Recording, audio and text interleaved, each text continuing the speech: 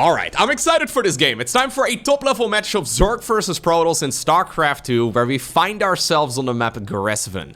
The spawning here in the top left-hand corner, playing with the blue Zerg drones, we have the #1 player in the world, and he goes by the name of Serral.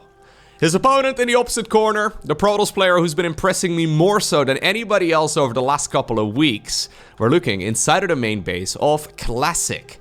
Basically, all of the top-tier Protoss players have been copying Classic lately because the man is on absolute fire. He returned from his mandatory military service quite some time ago, and he's been trying to find his groove ever since. He's been looking solid over the last couple of months, but honestly, over the last few weeks, I think he's the current #1 Protoss in the world. Statistically, on a League elect, it's not quite reflected yet, but I really do believe that, well, the key word in that sentence is yet, because Classic is on absolute fire right now. The thing is, though, he's going up against Serral.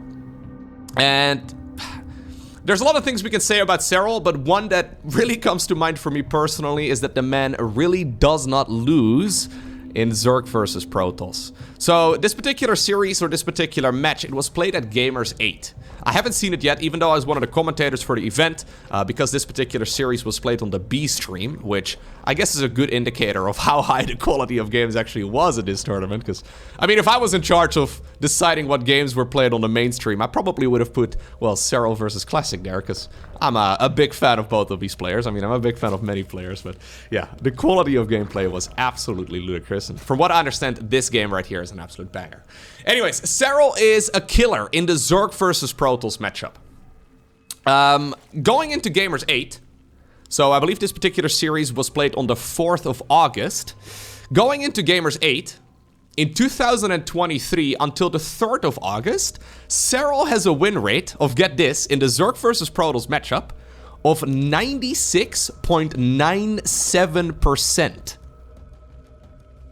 That means that in tournament encounters, in 2023 so far, Serral has won 32 and he lost a single series against max specs. But that's it. He's lost nothing else. Absolutely insane statistic. We talk about statistics all the time when a player has like 60, 65, 70% win rate in a matchup. Serral sitting at 97% in Zerg versus Protoss is absolutely ludicrous. So that's for series. When it comes to maps, he's got a meager 86.25%, okay? So sometimes in a best of 3 or a best of 5, he does end up losing a map or two, but there's no denying that Serral wins the majority of the Zerg versus Protoss encounters. So despite the fact that Classic is looking really good right now, Serral, I do believe, is going to be the favorite going into this particular match.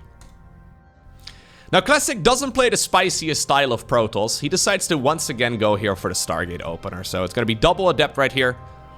We'll have to see if he decides to go for a 3rd gateway unit as well in just a moment. But in general, both of these guys play very conservative StarCraft 2, right? Meaning that they like to focus on that more macro-focused style. Classic doesn't shy away from doing like an Adept rush if he really feels like that's a good idea, and the same can be said for Serral. He will mix in some aggression from time to time, and he does mix it in more so these days than he used to a few years ago, but I think especially going on to Gresvan, that both of these players will be setting themselves up for a more macro-focused game. Now, one key in the ZVP early game, one absolute key aspect, is that Zerg cannot take a lot of damage. So we've seen quite a lot of games, even from top-level Zergs lately, where they will end up losing a dozen workers. And one thing that is very noticeable in Serral's games most of the time is that he really doesn't take damage from these early game units that the Protoss player sends across the map. So the first 2 Adepts have arrived.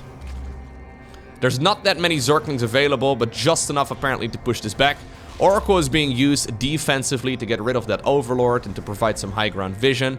But I think we'll see these Adepts shading in just a moment together with the Oracle, and maybe together they can get some work done, because generally speaking, Serral really doesn't take a lot of damage, and I really feel like that's a key in his early game. Whereas like a player like Dark, maybe even a Raynor, maybe Solar, right? They will take like 5, 6, 7, sometimes upwards of like a dozen workers in losses in the earlier stages of the game. It's really quite common for Serral to literally lose like 1, maybe 2 drones. Okay, that's 1, that's 2, that's 3. All right. Takes a lot of damage though on the Oracle. If he would have lost the Oracle, I actually would have called this a Zerg advantage. But not a bad start right there for Classic, although I think he should have settled for 2 and got this Oracle out a little bit sooner, because the Oracle provides so much value later on into the game. Anyways, The reason why I bring it up is if Protoss would be able to deal significant amounts of damage at this stage in the game, there's a very good chance that they're going to try and capitalize on that advantage by going for an aggressive push on the back of it. Whereas if you don't really get it done, a lot of damage done, it's really difficult for Protoss to actually play an aggressive follow-up because they will simply, well, go up against the Zerg that will have more units than if you would have killed a dozen drones. This Oracle here decides to back off. I don't mind it. We're going to go ahead and kill a couple of creep tumors, but that seems to really be it. No Spore Crawler, by the way, over here. It does get a single drone, but these Oracles are very exposed. Gets them out, just barely. 4 workers in total. Okay. I think that's probably about it. Obviously, the Oracles will regenerate some health, and we will have a follow-up as well, but this is that more conventional style, right? And this is actually an addition that I feel like Classic has mostly been making lately. So we've seen this follow-up all the time from the Oracle aggression with the Blink together with the +1 ground weapons, right? This is something that both Hero and Max Specs have been playing for like a year now, maybe even longer than that. This is a more conservative follow-up right here from Classic. So he decides to go for the Templar Archives here, which will allow him Storm if he wants to, but maybe more importantly, Archons. Yeah. So rather than going for 3-base aggression, he's setting himself up for a nice defensive position here where he can get aggressive if he wants to, but he's really not aiming for any of that. So he's just going to use this, okay, to get Psionic Storm going apparently and to transition towards that 4th Nexus nice and early. Serral, in the meantime, is going for the style that he really popularized. So it's going to be Roach Ravager Ling Bane.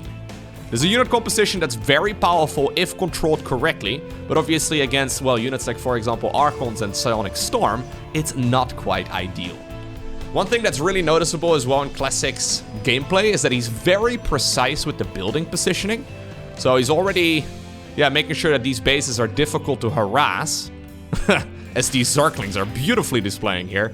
But yeah, making sure that these probes, I mean, they're tucked away, they're very safe. The only downside of locking yourself in like this is that if Banelings do manage to sneak through the crack somehow, the probes will have nowhere to run. But just a single warp in of a Stalker can basically block this, and you can warp in like 3 Stalkers here and protect your entire mineral line, assuming you are on time. Infestation Pit coming up already here for Serral. That's an indicator he's ready to tech up. He's gonna go for additional gases right now as well at the 4th base. 5th hatchery has been fired up. We've got ourselves a Spire on the production tab too, so I think Serral is ready to just, well, tech straight into Brute Lords here. At the very least, that's the vibe I'm getting. He may just be getting the Spire here earlier as well, just to maybe get a couple of upgrades going here. Corruptors are very nice with those upgrades if the Protoss does decide to transition towards a Skytles-based army, but so far, none of that is really happening. Second Robo facility has finished up. We're going to start up some Immortals here as well. Okay, he's going to siege up the Overseer here to get a bit more vision. And, well, I think the Observer here is going to prevent that thing from getting a whole lot of work done. Okay, so relatively passive game here so far. We've had a bit of aggression, but both players really have just been building up their economies. This is what I mean, though. This is what Classic does. It's a lot more passive than the Protoss players that have found a lot of success over the last year. It's difficult to play, but anyways, here comes Serral. Time for his first bit of aggression as he's going for a little Zergling push over there while shoving forward with the Roaches and Ravagers here on the left side as well. This is mostly just to test the waters a little bit. Yeah, get a couple structures, maybe kill a gateway, maybe a pylon or 2, but at the very least keep the Protoss player honest. If Protoss would be warping in a ton of economy here and structures and not a whole lot of units, he could be in some trouble. Maybe this army, though, is distracted right now. Zergling's running in on the right, and this could actually be a nice pickoff right here for Serral, but no, Classic is going to be on point there as well. It is indeed going to be for the Greater Spire here, so Serral has decided to go straight into a Hive, straight into Greater Spire. So from Ling Bane, Roach Ravager. I guess we haven't really even had any Banelings yet. Nah. You don't actually make the Banelings, okay, there you go, until you really need them, so right now apparently is the time, but anyways. From Roach Ravager, Ling Bane, we go straight into the Greater Spire here, because this is a very, very ground-focused Protoss army. Yes, there are Blink Stalkers, yes, they can get underneath Brute Lords, but if you get about a dozen Brute Lords against this force, Protoss is gonna get absolutely overwhelmed, though. Speaking of getting overwhelmed, he needs to be careful with those High Templar. The High Templar, okay, they will be able to hug against that ledge there.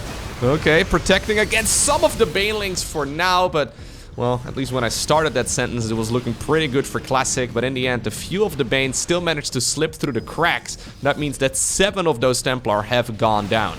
Still though, Classic has got a tremendous force. If he had a few more Storms here, he could even be thinking about the win. Zerg is going to be able to get a ton of reinforcements going at this point, but Serral seems a little low on Larva, having a hard time. Once again, okay, Bailing's hunting down that Templar there, but the Templar at the very least gets picked up inside of the Prism. With a few more Storms, I think this actually would be game over. Which is kind of hilarious to say, because that was actually a mistake right there from Serral. Not having enough Larva available to instantly remax. He was preparing, I guess, for that Brute Lord transition. But because the Templar got forcefully taken out of that equation against that wall over there, yeah, I think Serral manages to stabilize here. That was very close.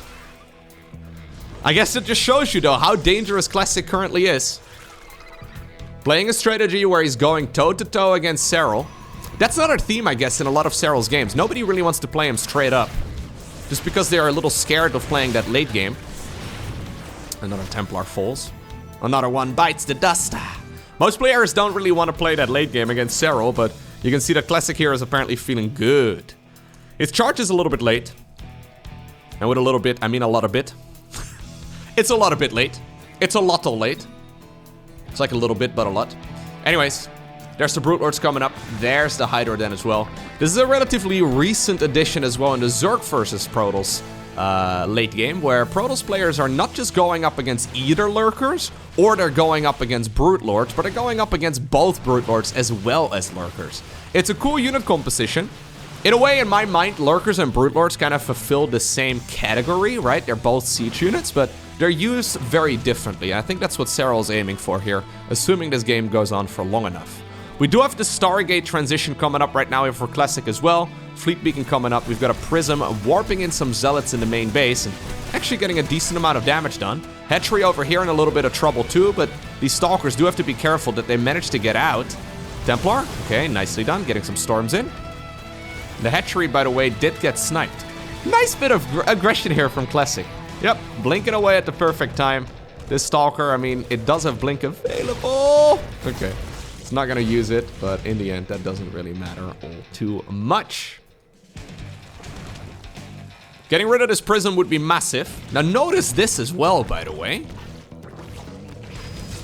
Cute little movement there on the Queen. I really like that. If the Prism decided to retreat, he was still burrowing the Spore Crawler, so Protoss wasn't gonna get a notification yet. It's a small move, but very clever one right there by Serral. Anyways, we've got ourselves Tempest coming up. Tempest together with 2 more Stargates. So Classic going from basically no Stargate units into 5 Stargates with 97 probes on the back of it as well. Serral here with his brilliant and very characteristic scouting. He sees what his opponent is going for, fires up more Corruptors immediately, but both players are now basically maxed out. Notice though, 77 workers for Serral versus 97 from Classic. So Classic's economy, yeah, it's gonna be booming here. Even if Zerg manages to roll by into a mineral line, it really doesn't matter that much. This can be an easy misread for Zerg, where they think they've got a substantial advantage economically, but they really don't. Okay. +1 air weapons here, starts up immediately for Classic. Pathogen Glands coming up as well for Serral, that's the Infestor energy improvement. Adrenal Glands at this point is done for the Zerglings, so they are very powerful. They will be getting the +3 here in a moment. Okay, nice fungal growth there though. That prevents these Stalkers from using Blink. Okay, but the majority of them still manage to get out. And you can see that the Brute Lords, while powerful, the Stalkers are still slippery. Zealots over here on the left side though, getting some work done. Another Prism in the main base, just being a nuisance. Don't think that Hatchery is going to fall, but we do have a couple of Stalkers blinking forward, going after Corruptors, sniping in an Infestor or 2. Here's another Prism. Trying to just be a nuisance, but I mean, even though the Biles did not connect, the Corruptors are going to be able to finish the job. Excellent gameplay here so far though, by our Protoss player. You can see that he has lost quite a bit so far, but nothing all too crazy, and he's got the economy to back it up. So basically about half of the Protoss supply here is caught up in workers, which is absolutely massive. 2 more Stargates are coming up, so we're gonna go into Stargate number 6 and 7. There's the Mama ship. There's the double prism on the back of this too. Carriers coming up together with Tempest. Look at this smooth transitioning right here for Classic.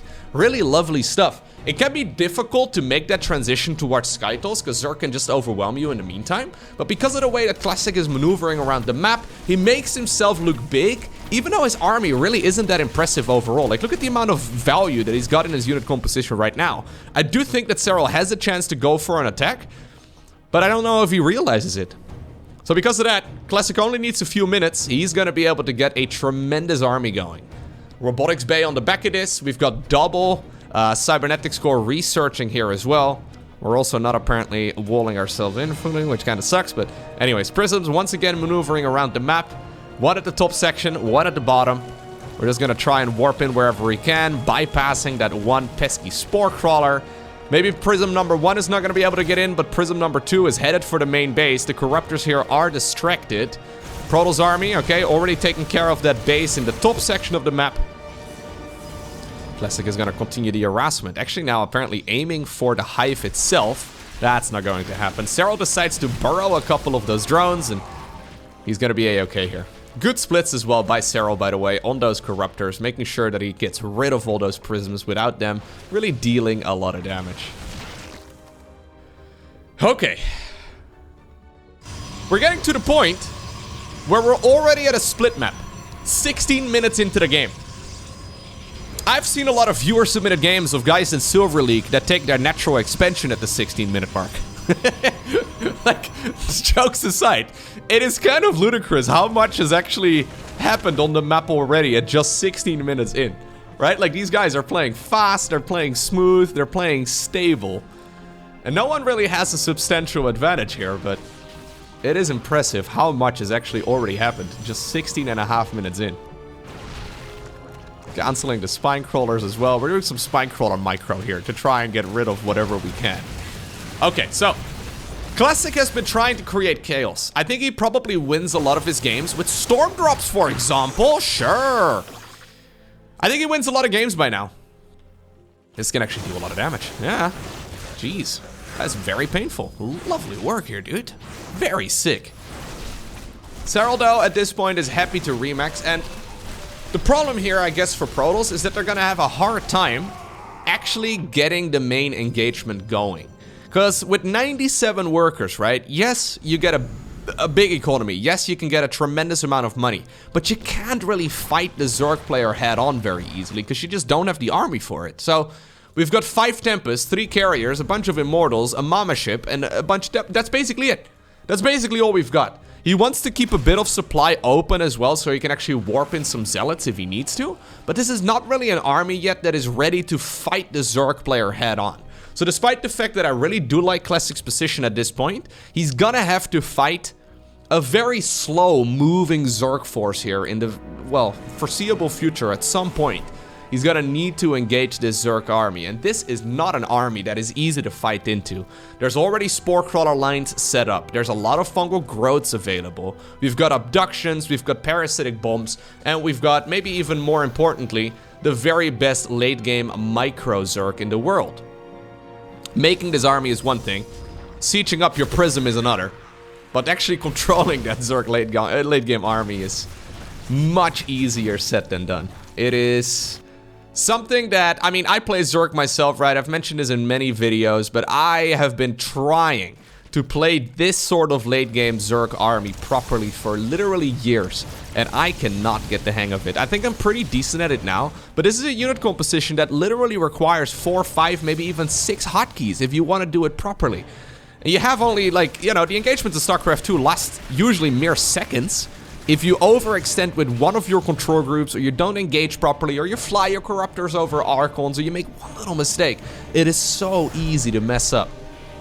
The same, of course, can be said for microing this late game army. I've always sort of felt that Protoss players don't get the maximum value out of their late game army, mostly because I see a lot of motherships just getting abducted for basically free, despite the fact that the High Templars' feedback range is bigger than the Viper's abduction range. I do feel like there's a lot more juice that can be squeezed out of it, but Classic has been showing some really nice late game play. We are at a point though where I believe Classic needs to start giving away some of his probes. He really cannot be maneuvering around his army. If he gets fungled right now and he can't retreat, it's basically game over. Yeah, I think this is clever. Getting rid of probes right now to make room for additional army supply is very important. I actually almost feel like Zerg shouldn't be killing the probes. Maybe I'm mistaken, but Immortal here trying to pick off the hatchery, but it's not going to happen. Okay. So as the base is run out, main base still has a little bit of money remaining, but really nothing to write home about. The same for the natural here. Yeah, I think these probes, sorry lads, you guys got that beautiful tucked away position here to protect you from banelings, and maybe you thought that meant you were gonna make a... You're gonna live a long and happy life. I think you're just gonna get sacrificed. I think you're gonna get attacked here very soon by the Zerg army. Okay, well, you guys apparently get to try mining over here. Fair enough. But yeah, as these bases run out, I think it's important for not just the Protoss, but also the Zerg to get rid of that army. The problem, of course, is that Zerg can just make more static defense and spend their workers on making a lot of spore crawlers and static defense in general, like spines and spore. It's really powerful. Protoss just has to awkwardly sacrifice the workers instead. 51 probes have gone down. 15 High Templar. I don't think it's quite ideal. Zealot Warp in over here being an absolute nuisance. But you can tell here that both players are just trying to create a huge bank. Alright, now as we're becoming next door neighbors, I do believe it's indeed time for Classic to start moving a little bit more aggressively. Time Warp is nice, beautiful fungal growth as well, but the feedback's already landed on some of the spellcasters. Still though, some of the High Templar did get sniped there. Okay, so how is this going to resolve? I honestly am not entirely sure. Both players have more money than they have army right now. You can see the army value here in the top left-hand corner of your screen, and you can see the amount of money that they have in the bank. Both players are getting to the point where they can start remaking their full army at least one additional time. Seems like Serral's game plan is just to sort of take a beating, right? Just get smacked in the face over and over and over again. Just like with boxing, though, this would be a good moment to discuss stamina. These games are intense to play. I think that's probably the easiest way to describe it. It is very easy for us as observers and for me as a caster to judge these players and to talk about their decision making as if they're not, you know, human, right? As if they are not just guys with the mouse and the keyboard trying their very best to make the best of a very difficult situation. The margin for error for both players is tiny. And I think one of the reasons why Serral is known to be an absolute late game monster is because of his stamina. You have to be very fit in order to play the game. And I know that for some people, they're gonna be hearing me say that. They're gonna giggle a little bit. They're like, ha, all these guys are doing is playing at the keyboard. You need a certain, you need to do cardio, man, in order to properly play this sort of late game. It is not easy to keep your stress levels under control.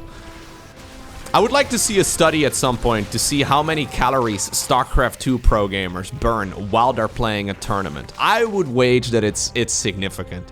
I know those studies have been done for chess players who quite literally just sit there and not even really move around their hands and the keyboard all too much. I would say that StarCraft players probably burn a similar amount of calories as chess players would, and it's tremendous. It is massive. It's kind of insane when you think about it, because really the guys are just sitting at a keyboard, but these are intense games to play and the margin for error is tiny. So even though, yeah, we may very well see both players max out here on their ultimate army and they can remax again, this game can still be over with just one mistake. Like if this army gets fungled over here, if Serral accidentally move commands a bunch of his infestors forward, if he fat fingers some of his hotkeys and one of his control groups is gone, this is very easy to accidentally lose. Okay, so we do have a Lurker Den here, but we haven't really seen Lurkers. Lurkers and Brute Lords are a cool unit composition, but so far it's not really what we're going for. You can see though that as the probes get sacrificed here, they get replaced by carriers. Maybe the probes get to reincarnate as like the interceptors, okay? That would be kind of nice. That's a story I like. Roaches and Ravagers at this point, not that useful anymore. They've mostly been used over the last few minutes to try and clear out any of those Zealot run-bys. The Zealot run-bys are absolutely relentless, though. 4 hatcheries have gone down, 65 workers. We've had the Corruptors flying around trying to get prisms for like minutes. For probably the last 15, actually. I think we've seen prisms trying to sneak away. I really like the amount of prisms that have actually gone down, though, in this game. The fact that there's another one going down to Templar. High Templar together with Dark Templar working together. Yeah, we've had 14 prisms going down here in total. And when you think about it, it's actually really clever. Prisms aren't that expensive, but maybe more importantly, they don't cost any gas. So, Protoss' late game limitation is primarily Vespene gas. The prisms are basically free. More probes, though, getting sacrificed. This time around, not by choice. 11 probes get killed because the Zerg once again did a run-by over here at the bottom of the map. Now, just like... Ooh, this is a big counter, actually. That is really sweet. Just like the Zerg versus Terran matchup, these bases here at the bottom, as well as the one over here in the top, they're pivotal. They're very critical. New Great Aspire coming up, by the way, even though this one is also at no hit points. Alright, new spawning pool already being created too, just on the off chance that we need it, because those prisms keep being annoying. Anyways, these bases in the top section and in the bottom are absolutely critical. How many spores do we have? Only 17. That actually surprises me a bit. At least in the past when we used to see late game ZVP. My god, he just keeps going. In the past when we used to see late game ZVP, it was all about the Spore Crawler. A lot of late game armies were all about the Spore Crawler. We would make like 50 plus, maybe even 100 Spore Crawlers if you needed to. Serral has not opted to go for that playstyle this time around. So the Zealots here are trying their best to just pick off whatever they can. Okay, there we go. It's nice because the Prisms, the Zealots, they all just cost minerals. So in a way, Classic here, with those run-bys and with those warp-ins, is trading minerals for gas, because those structures cost gas for the Zerg player to make. So you can see that because of that, he's actually, yeah, got a pretty good, efficient army, although, yeah, he did lose quite a few. I think it's mostly those Templar, really. 23 Templar have gone down. That's a lot of gas down the drain because of it. 2 more Lurker Dens coming up, despite the fact that we've not seen a single Lurker. So we're 3 Lurker Dens deep, but 0 Lurkers in this game. That's kind of interesting. Okay. Zealots over here running themselves into the Spine Crawlers, trying their very best. Serral doesn't seem invulnerable, though. I feel like that's a theme that we've seen in the past, where he just doesn't really take any damage, ever. He does not seem invulnerable in this particular game. Losing a load of tech, losing a load of units, but still getting a lot of efficient trades, and that's probably the main thing. Little bits of harassment. Bases and economy are getting shut down. In the end, though, these armies are gonna have to clash. This is 27 minutes in the making now. Microbial Shroud being used on the queens. Let's go, dude. Zealots over here as well, though, being a nuisance. Zealot run by over here up north. Lovely work by Classic. I have no idea who wins this game, by the way. I'm inclined to imagine it's Serral because it's Serral. But, like, Classic is playing some world-class StarCraft 2, genuinely. Okay. Here goes the Protoss army once again. Zerg really doesn't have that impressive of an army, honestly. Okay, we got some Lurkers now, so we have Brute Lords together with Lurkers. How many Corruptors are we on? 25. I don't think that's enough. We have no Archons in the mix, which is kind of interesting too. I saw the Ultralisk upgrades, by the way, some time ago. There we go, yeah. Not really getting those.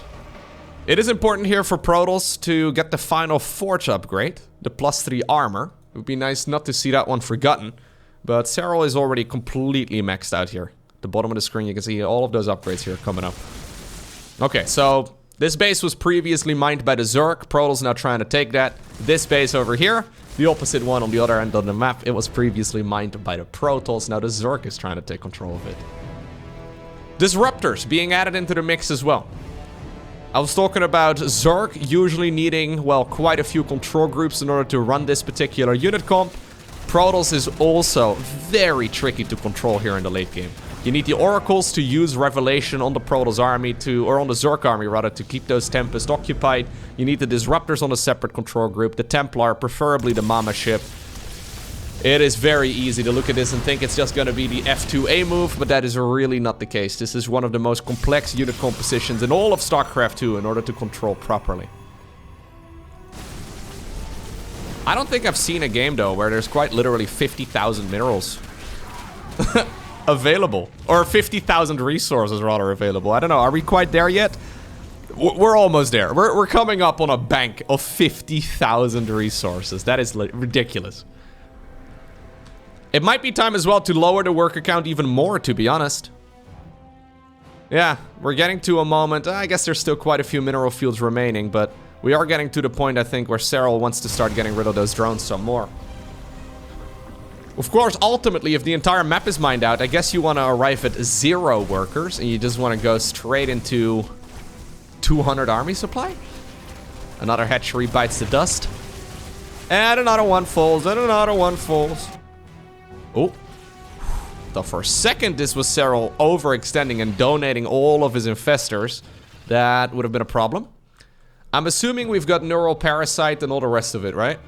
Yes, there it is. We are missing one upgrade over here. Other than that, we do have Charge. I guess we don't really need the Glaives upgrade, right? There are still a few upgrades you could get. Observer and Prism Speed are also very helpful, but Classic has both of those. Okay. Nicely done. Classic getting a decent engagement there. Getting us a little bit of work done, but this is, okay, the first time that Serral strikes. Quite literally half an hour in the making. I feel like we need like a repeat of that, you know? Like we need like one of those picture-in-picture things with a live replay. There's another Mama ship immediately starting up. Protoss, though, has been warped on over towards the bottom section of the map. And even though the mothership dies, we're gonna be able to get quite a few drones here. The hatchery, a couple of spore crawlers. For some reason, this guy lives. But we do get some value out of it here in the end. Plus, the Zealots are once again going to town over here in the north. So this is one control group right over here. Vipers together with Corruptors and as well those Overseers. So we can start abducting whatever we can. Okay. I don't really know exactly what the trigger was right here for Serral to start fighting. I mean, he's been trying for a while, but you can see that Classic is starting to slip here a little bit. Stealing some of the minerals, fair enough. Templar once again going around the site. Trying to see if they can find an angle, but yeah, I don't think this is gonna happen. Although, okay. Yeah, it's just barely enough. Prisms with speed are really quite nice. Shadow Stride is finished. That's another upgrade, actually, that's very helpful.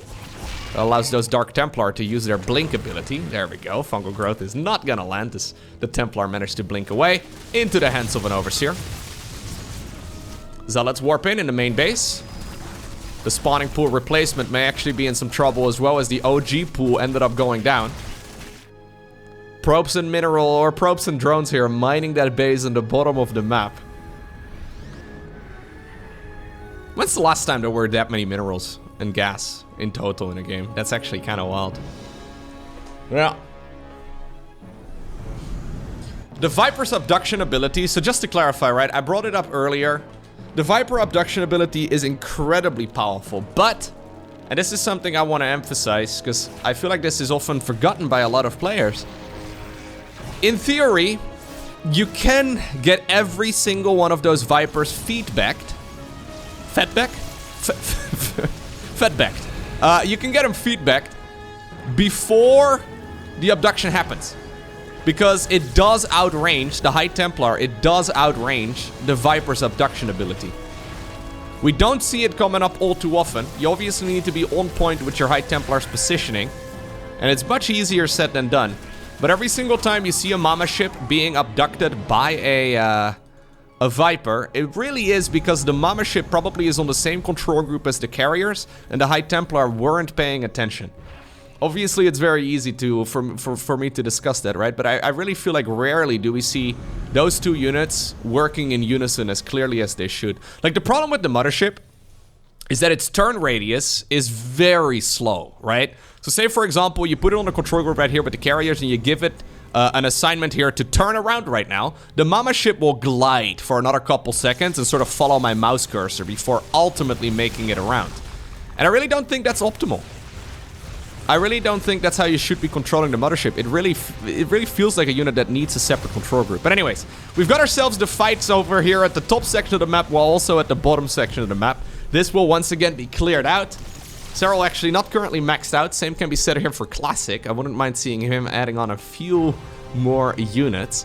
One way that we've been seeing the mama ship getting used lately is by keeping it around or like using it offensively as a secondary recall point. So you could keep it over here and just use it to recall your army. Not a bad choice. Battery overcharge now being used here at that expansion all the way in the top section of the map. Lurkers and Zerglings getting value wherever they can. Okay.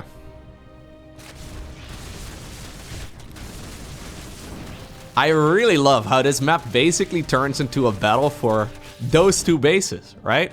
So the other bases in ZVT, I guess this one is also kind of harassable, but the other bases are all much easier to secure. It's those two pivotal bases in the bottom and in the top that are game deciding oftentimes. I don't know if the map maker originally had that intent or if it's a lucky coincidence, but it works out well. How many zealots have died this game, by the way? I feel like it must be very substantial. Yeah, 177, 178 right now. Zealots have died in this game. My life for ire, right? This is what they say when they spawn in, so I guess they're not too sad. Finally, the hive here will fall, and they're gonna go after the spawning pool next. I mean, I'm assuming it will fall. There we go. Not a whole lot the Zerg player can do about that. Softening up wherever possible. Getting the hive is actually kind of annoying. Serral starts up another one over here all the way at the bottom of the map. Still though, the trades over the last few minutes have gone heavily in favor of the Zerg. It's a few skirmishes here and there. It's really nothing all too crazy, but Zerg has been trading a lot better.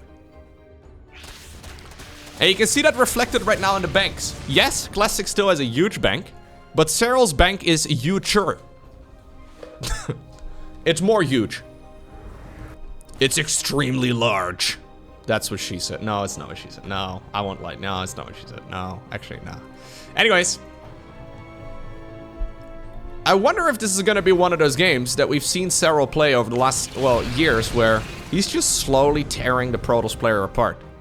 And then at some point, Protoss has to make an engagement happen, because they don't really have much of a chance anymore, and then they fight on top of Spore Crawlers, and they get absolutely destroyed. It kind of feels like that is the direction that we're headed into right now. Is this the ultimate Protoss late game army, by the way? One thing that surprises me a bit is that we do not have any Archons. It's funny because I just casted a game featuring Showtime, where Showtime went for what seemed to be a gajillion Archons. I think he literally made like 80 Archons in one game. We've had 4. And I think that was mostly just Templar that were out of energy, so he's like, whatever. I guess I'll morph you into an Archon. Archons are really nice in this unit composition because they prevent those Corruptors from just jumping on top of you. So those little moves here add up, by the way. Like 2 more Templar going down. It's called the Loko maneuver, actually, where you parasitic bomb the carriers and then you dive on top of all of the carriers with the Corruptors. And the idea is that you can basically force all of the parasitic bomb damage to go on top of the interceptors because they will be hovering around the carriers. And since you can't target the interceptors individually yourself, it's a quick way to get rid of that army. And Corruptors prevent that move. I wasn't the one, by the way, naming that move. But I take full credit for it. I also wasn't the one coming up with that move. But I still take full credit for it. I saw it from Dimaga, I believe. But anyways. Apparently in the pro gamer circle, it's called the Loko maneuver. Which is kind of cool. Yeah, I'll take the credit. Sure. Anyways. We've only had a handful of lurkers here. Very little mining, by the way. 0 minerals and 0 gas coming in for Classic. He's now got 0 probes as well. Is he gonna remake workers? That's the question. Or are we gonna go to 200 army supply?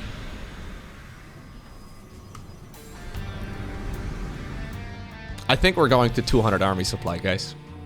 When's the last time you've seen a game with 200 army supply for one player? It'd be nice. Still though, this Protoss army is not at the same level as the Zergs. This is a unit composition here for Zerg that is much more expensive. Okay, this is actually a parasitic bomb fungal growth combination here. That wombo combo is insane. Mothership scooping forward right now to try and throw down a time warp to try and force his army to disengage. But yeah, that immediately exposes the mothership itself as well. Serral once again backing off here, but I think that that fight was really good for the finisher. Softening up a lot of those Protoss units. If that happens again, all of these Tempest will go down. And honestly, you shouldn't be hanging out here. You guys need to back off, man. This is way too risky. One more fungal growth and you guys are dead. Another mothership will start up. Oh no. Okay. Storm will just barely push that away. We've got 5 Templar here in total. We're now gonna go into some Void Rays as well. Obviously though, the late game spellcasters in StarCraft 2. The Ghost is really good for Terran. The High Templar is really good.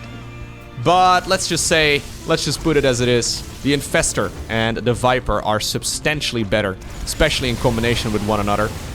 When controlled properly, they are absolutely lethal. Once again, good engagement right there by Serral, backing off. Those Corruptors do regenerate health very slowly, so you have to be careful. It's a lot of bruised Corruptors, but if he manages to tiptoe around for another few minutes, they will be at full HP once again. That's a good storm. That's a lovely storm. In the meantime, Lurkers going after a irrelevant Nexus, but at the very least it opens up the opportunity to start mining this base over here once again, right? And that is really nice to see. Mothership number 3. Yep. It's gonna finish up here in just a moment. Another Nexus here being acquired. Classic did remake some probes. Lurkers just picking off these structures in whatever they can from a bit of a distance. And I guess they're gonna be setting up shop over here to try and protect this base. Yeah, in a way, the Disruptor and the High Templar overlap. But I really don't know if it's... I really do think we should have more Disruptors here. Disruptors are very nice. They sort of prevent those infestors from moving forward, right? Like, even if we just have 3 of them and we activate them one at a time, I think we can prevent a lot of those infestor engagements, but... Anyways, the Corruptor count at this point is massive. 49 Corruptors, 11 infestors, just 3 Vipers, a couple Lurkers, but the Lurkers are really just for, yeah, the base defense over here up north right now. Serral's got himself another mineral line, so that's gonna give him a nice little economical boost. He's once again, though, hunting for this base over here. Moving the Corruptors forward. Fungal growth. That should not have happened right there. That fungal growth is absolutely massive. There's another mothership getting abducted. It was in the wrong place at the wrong time. The wombo combo here is so dangerous. No splits here from Classic either. Until the parasitic bomb had already run out. It just keeps on bruising these units. Yes, the shields will regenerate, but we don't actually have any Archons underneath. So those Corruptors are having a grand old time. How many Storms do we still have? Okay, there's 7 Templar available. Now finally some Archons are coming up. I really do think they are a critical unit here to have in the mix. Keep in mind that these carriers also take a moment to really power out, right? Because to power up, rather, because they need to get all of those interceptors out. It takes them quite a bit. Once all of the interceptors are deployed, the carrier army is very scary. But you can see Serral is just lethal, though. I feel like still not really that much has happened. And Serral is now suddenly sitting, like if you look at the banks right here at the bottom of the screen, there's another unit going down for free. Serral is suddenly sitting at a massive bank advantage. He's getting rid of that Nexus over here. He's getting rid of another Nexus over here. The army, okay, at least from Protoss, managed to snipe another hatch. But it feels like Classic went from like Super Saiyan 4 all the way back down to like ordinary man. Whereas Serral, yeah, he's like Super Saiyan 7 now, okay? He's got like 3 tails. His hair is not even blonde anymore. It's like greenish at this point, you know? Like, he's gone beyond what a normal man would normally be capable of. Absolutely tearing his opponent apart in this game. 0 workers remain, by the way. Classic, I got my wish. 200 army supply there at the bottom of the screen. But this is also basically his only army. He can still make quite a few Archons, and that's nice and all, but Archons themselves, just by themselves, get torn apart by these broods. Serral remaking another hatchery. He'll probably be taking the one over in the top section of the map as well in just a moment. Still hunting, though, with this Corruptor. Viper. Oh, God, okay. That was quite good, I guess, but 2 carriers ended up going down. My problem here with that engagement, right, is that Classic is trying to chase a Zerg army by walking his ground army around this chasm, which is never gonna happen against flying units. So I think there's a lot of suboptimal engagements here. Like, chasing with Corruptors and High Templar around a corner like that, as the carriers are getting picked off one at a time, it is not quite ideal. And I understand it's really hard, but I don't think that's the optimal way to play it.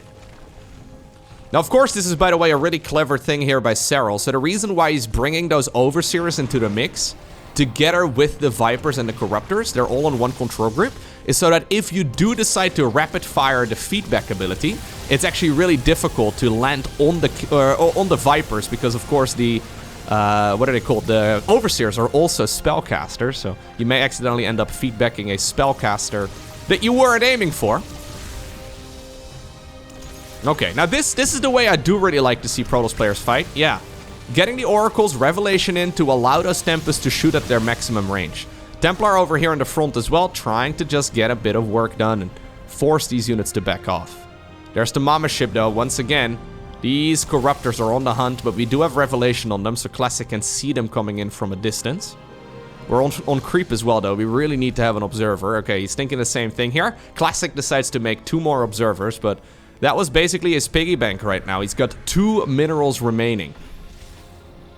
He's got 0 probes. So this is it. He cannot make anything else. This is it. He's gonna have to win the game with this army that he's got right now. And it is a scary army. 9 Archons, 5 Tempest, 13 Carriers, 1 of these Disruptors. We've got 7 Void Rays as well, 2 Oracles, 5 Templar, and a Mama ship. Please do not get left behind. That would be really bad if we end up fighting here. Yeah, Serral's looking at it too. He's like, yo, bro. Okay, maybe this actually gave Classic the heads up that he had some idle Void Rays there. Serral was just scouting around. Wait, he's still scouting around. I just want to emphasize that he's still scouting around. He still has a bunch of changelings running around and all that.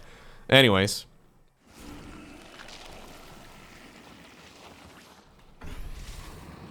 The way you can force an engagement is with these Oracles and with those Tempest. The Void Rays, though, really need to activate their Prismatic Alignment and go after those... after those Corruptors to the best of their abilities. Serral creating a concave here of Spore Crawlers. I feel like that could be the name of his biography one day. A concave of Spore Crawlers. You can put that on my tombstone, guys. He tried to make a concave of Spore Crawlers. LowkoTV. That's my name, by the way. I don't have a real name. My mom called me Lowko Television. First name Lowko, surname Television. Corruptors once again on the hunt. Any unit at this point is valuable. Okay, Viper does take a bit of a beating there, but the Oracle died and the Viper did not. Why are the Void Rays all the way there? I don't understand. Why is the Disruptor that far back? This base is basically irrelevant though. Okay, we did get a feedback, but that's another Templar down the drain. Serral just getting the last percentage points, right? Like, it feels like Classic is playing at like 98% efficiency and Serral's playing at 99% efficiency. He's trying to force the issue right now though. There's a big time warp going down. Once again, Parasitic Bombs and Blinding Clouds are putting in a lot of work. Some really nice storms right there though from Classic, getting a lot of work done. There's another Mothership getting sniped We gotta be very careful. Disruptor coming out of left field. Where are those Void Rays? Okay, the Void Rays may have already gone down. Yeah, a bunch of them are actually fighting this right now. We have the Zerg player jumping on top of this. This has been 49 minutes in the making. Serral decides to back off because he really doesn't need to fight this. He still has a couple of those infestors remaining to slow down this unit composition, and he knows very well that there's a lot more corruptors coming up. At this point though, the majority of the interceptors have disappeared. We've got some neural parasites being used as well by the Zerg. And there it is. Pretty much all the Zerg players in the world are terrified of taking on a Protoss in the late game. And Serral just gave us a masterclass on how to get it done. He's at 163 supply with 9,000 resources in the bank, whereas Classic has been completely bled dry. Hey, if you made it all the way until the very end of this video, please take the 1 second that it takes to hit the like button. At least if you enjoyed it, that would really help. And if you really enjoyed watching, you can also hit the subscribe button so you get notified as soon as future videos go live. For now though, have a great rest of your day, don't forget to smile, and I'll see you once again in the next one.